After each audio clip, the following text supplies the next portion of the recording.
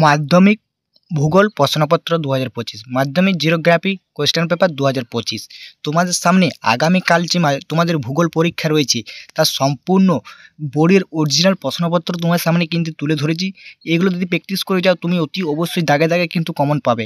একদম তোমাদের 90 নাম্বারের যে প্যাটার্ন সেই 90 নাম্বার সম্পূর্ণ এমসিকিউ এসএকিউ সত্যমিত্রা শূন্যস্থান পূরণ এবং map pointing 5 number 2 number 1 number সমস্ত নাম্বার প্যাটার্নটাই তোমাদেরকে দেখাতে চলেছি বন্ধুরা।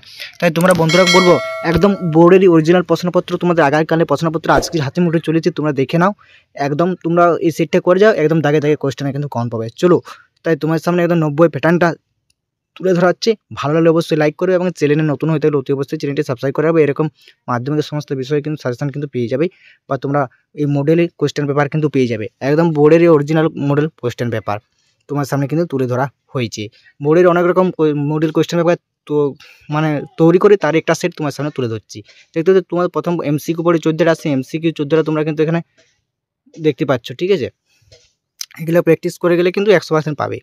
যে প্রক্রিয়ায় নিম্ন ভূভাগ ধীরে ধীরে উঁচু ভূমিতে পরিণত হয় তা হলো কি, তোমরা দেখতে পাচ্ছ নিচে যেটি নদীর ক্ষয় প্রক্রিয়া অন্তর্গত হয় নয় সেটা হিমাবু জলধারা মিলিত কাজের ফলে গড়ে ওঠা ত্রিকোণাকল মেরুভূমি হলো ড্যাশ।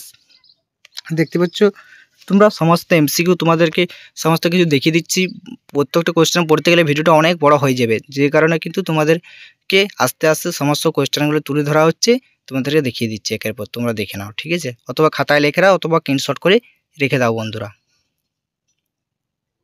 এবার এমসিকিউগুলো এবার তোমাদের শুদ্ধ অশুদ্ধগুলো দেখো, ঠিক আছে। এখানে শুদ্ধ অশুদ্ধগুলো তোমরা কিন্তু দেখতে পাচ্ছ এবং শূন্যস্থান পূরণগুলো তোমরা কিন্তু এখানে দেখতে পাচ্ছ, ঠিক আছে। একটু ভালোভাবে দেখে নাও, তোমাদেরকে আস্তে আস্তে দেখাচ্ছি।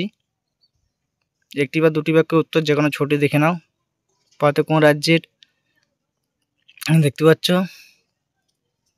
ডান দিক বাম দিক এবং তোমাদের 2 নম্বরগুলো দেখে নাও, ঠিক আছে। সমস্ত 2 নম্বর কোয়েশ্চেনগুলো এখানে কিন্তু দেওয়া আছে, দেখে নাও। এলে প্র্যাকটিস করে গেলে তুমি কিন্তু 100% কিন্তু তুমি কিন্তু দাগে দাগে আগামীকালে পরীক্ষার প্রশ্নপত্র কিন্তু আমার হাতের মুঠোয়, তাই তোমাদেরকে 100% তোমরা কমন কিন্তু এগুলো পেয়ে যাবে বা এগুলো পেয়ে যাচ্ছ। একদম দাগে দাগে সমস্ত কিন্তু কোয়েশ্চেন কিন্তু করা আছে, দেখতে পাচ্ছ।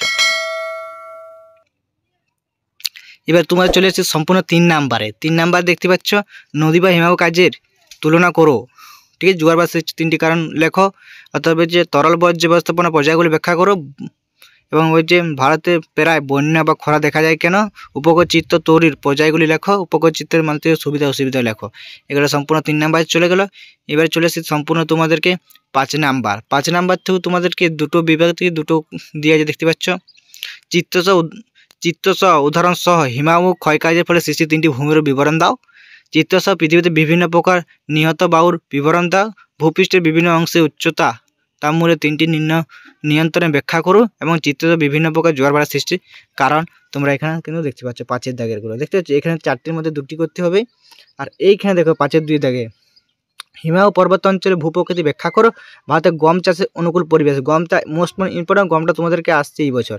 তারপর যে পূর্ব ও মধ্য ভারতের লোহস্ফীতি শিল্পের এক ভূমির কারণ লেখো। ভারতের নগরায়নের প্রধান সমস্যাগুলি লেখো।